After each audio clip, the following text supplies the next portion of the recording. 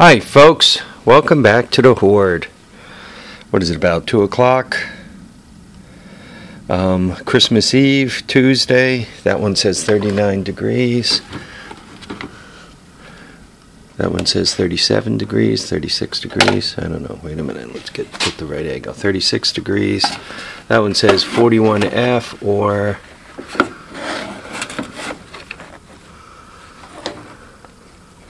Come on, boy.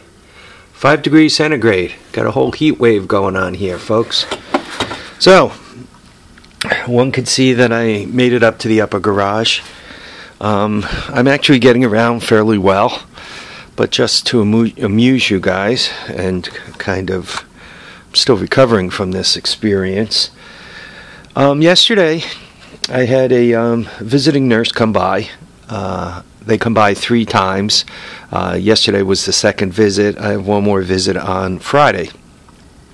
They come by to check the wound, to make sure there's no infection setting in, to make sure my blood pressure is good, to make sure I'm moving around, to make sure my wife doesn't beat me, you know, stuff like that. Anyhow, so she comes in and, you know, asks me all the questions. How much pain medication did I take? And she counts my pills for me to make sure I'm not taking too much pain medication. And, you know, she goes through all that. And with that, I'm behaving myself. I'm doing really well. Might as well take you guys for a walk as I'm going through this chat. So, and we got the cat here, making sure that I remember to feed her for the 5th time today. Anyway, so she goes through all that and she says, okay, let me take a look at your wound where they did the surgery. I said, sure, no problem. So, you know, I take my pants down and she's looking at it and she goes, oh, this dressing needs to come off. And you guys could probably anticipate what's about to happen. And I figured, you know, that was going to happen. So I'm getting all ready for her to tear it off. And she's very, very gently rolling it, right? I mean, real nice, warm hands, pretty girl, little Jamaican girl. You know, she's taking good care of my hip and all. And she gets this, you know, she's, you know, once again kneeling down alongside of me, all kinds of attentive to my hip. And I'm letting her work on it. My son's in and out of the room. Everything's just beautiful. Then she grabs up the bandage that she kind of wadded up as she was rolling it down. And she's kind of gripping it a little bit. And I'm like looking at her and I think, what is she about to do? She tore that bandage off of me like she was starting up that Briggs & Stratton right there. I mean, it was like, whoosh. Man, parental guidance. I didn't know whether to shit or go blind. Man, I thought my walnuts hit the floor. I thought I shat myself. I thought I inhaled my false teeth. I mean, I didn't know what the hell to do. Next thing, it was just this ripping sound.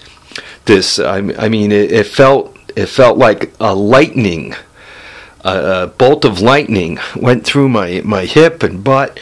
And I'm just standing there, you know, like in shock. She goes, you're not going to faint or anything, are you? And I, hang on. Getting my wits about me, right? I must have yelped because my son walks into the room and he's, you know, looking at me standing there, you know, with my pants down at my knees at this point, my sweats at my knees because, you know, obviously I let him go, right? The nurse still somewhat on her knees. She was up on one foot and one of her knees was down, with this bandage in her hand, like kind of hanging on to my elbow to make sure I don't fall over, right? So my son walks out of the room hysterical. Like he just saw the funniest thing that ever happened in his life, right? So he walks out hysterical, and I'm kind of like, no, I'm going to be all right. I'm going to be all right. And now she's, you know, looking over the scar. She measured it for anybody who loves statistics. It is 22 centimeters long, which makes it 10 inches long. The bottom of it had some drainage, so yesterday was really supposed to be my last day of visiting with her. But given that there was some drainage out the bottom, she wanted to come back again and look at it one more time. Or maybe she just wants to inflict more pain on me. and that's that. But oh man, she made me. I didn't know what to do, man. I've never had a sensation like that. I mean, it wasn't like pain; it was like lightning or something. Well, I have you guys out here. I just want to show you that Harvey was kind of a moron. I did not attach this properly. Right? I don't know. Can you see? Where could you see it? I don't know if you guys could see the screw standing in the air there and the way this pulled away. Well, if I would have attached this better, I wouldn't have had this problem here. And you guys could see it kind of crunched down a bit. And this one crunched down in the center. This thing is 16. This thing's 16 feet long, so it did crunch down in the center. Musty One suggested that I put, and I got to get with my son on this, that we push it up and then put a couple of those cargo ratcheting straps to pull the sides back in. And I think I'm going to need to do that. So there you go. Got a little carnage here. So I just figured I'd take you guys out. I was out this morning. Went Christmas food shopping with the wife. So I got up early and, took a shower and all that. Actually felt good to, do the normal things of life. When people talk freedom, the freedom to get up and walk and move about is the ultimate freedom. The ability to get up and take care of yourself and get in your car and drive where you want to go. I mean, that's the ultimate freedom. I don't care if you live at the most communist or socialist country in the world. If you can't get your ass out of bed and do what you want to do during a day, you got no freedom. So these buildings, this one here fared much better, and this one kind of had a taller peak to it. It's less spread. This one here, I kind of made a little wider, which made it a little flatter on top, which obviously allowed it to push down. So I'm going to have my son put something there to prop it. What are you, my guardian angel here, cat? You keeping an eye on me? Fiend, huh? By the way, she, I think, is part of a semi-feral litter, or maybe even a feral litter. There's a mom cat, a big orange guy floating around. That's her mom. And there's one, I think it's a boy cat, that's just a tad bigger than her, a little more orange on the face. Anyway, since she lives at the house, we feed her. She doesn't live in the house. She lives at the house. But we feed her. And since we started feeding her, I've had no trouble with mice. Even in the garages, I normally keep baited traps, and I haven't been getting anything in any of the baited traps. So between her and her elk, we're doing fairly well. So she's killing mice for me. Yeah, I'm just floating around to see what kind of stuff I need to do. My son will be back tomorrow morning, and I'm keeping an eye on the weather to make sure that I could get these buildings straightened around before the next snow comes off. You guys could probably tell I'm not using my cane. I keep losing it. I did bring it up to the garage with me, but I keep leaving it everywhere.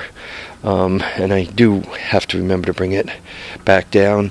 I'm basically no longer using the cane, and from a drug point of view, I take a half of long-lasting narcotic, trampopine or whatever. I take a half of one of those before bed. That seems to help me sleep. I'm taking my Celebrex at night now, 200 milligrams of Celebrex, which gets rid of the inflammation, which obviously cuts the pain down to almost nothing. So I take that at night. I take an aspirin at night, an aspirin in the morning. And he has me taking something to keep the aspirin and Celebrex from beating up on my stomach. Propofol or something like that. I don't know. Anyway, so from a medication point of view, I take a half, typically in the afternoon, and like when I got home today, I took a half of, it's not Percocet, right, which is oxycodone with acetaminophen. So I took a half of one of those,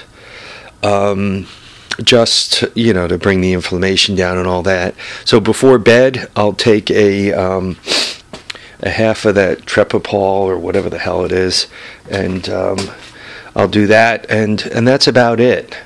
I can take, my prescriptions are good, so I could take up to 4 oxys a day, and 2 of those Trepopol things, 1 in the morning, 1 at night, and 3 or 4 oxys a day.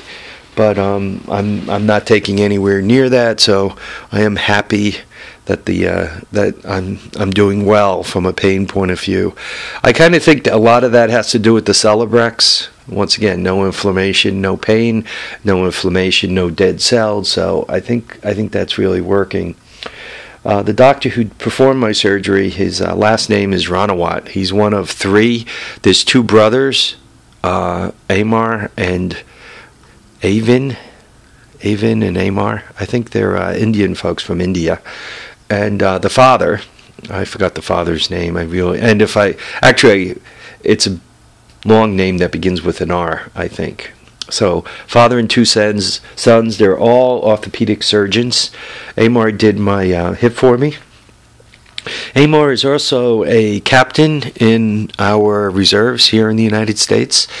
So he regularly consults and helps put together our service people, the folks that have been hurt in Afghanistan and Iraq, and unfortunately a lot of our servicemen get hurt just getting ready to do service type things. Some of them get hurt while they're off duty. So he puts those guys together, the guy who did my hip. So obviously he does a good job because there's my cane and it's not in my hand right now. So anybody who needs surgery for some stupid childhood thing when they damage themselves, and they've been to all the local hospitals and everybody's given it their best shot and you're still in a lot of pain, it's not cheap. Out of pocket for me, it's probably going to be over $10,000 to go down to the hospital there of special surgery and get my hip fixed. But with the job he did, beg, borrow, steal, $10,000 or $15,000, whatever the hell it's going to cost me, and get yourself fixed.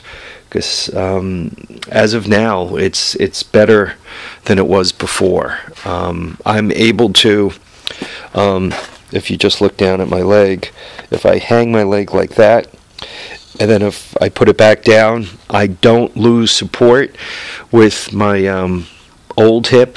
I would do that and then go to take a step and my hip would hop out of joint, and I had a lot of trouble taking the first bunch of steps. I would have to kind of work at it and hope that it would kind of go back where it belonged, and then I'd be able to walk. So anyway, I'm very happy with it. Folks, live, love, and have a great time. We'll catch you on the next episode of the Hoard. Till then, tires down, handlebars up, and Merry Christmas, Happy New Year. Thanks to all my subscribers, all the people who comment, all the people that watch. Folks, feel free to continue subscribing, commenting, and watching. I do enjoy the feedback. Take care. I'm going to get one more quick video out, and then I have to go in. I'm starting to get cold. Thanks.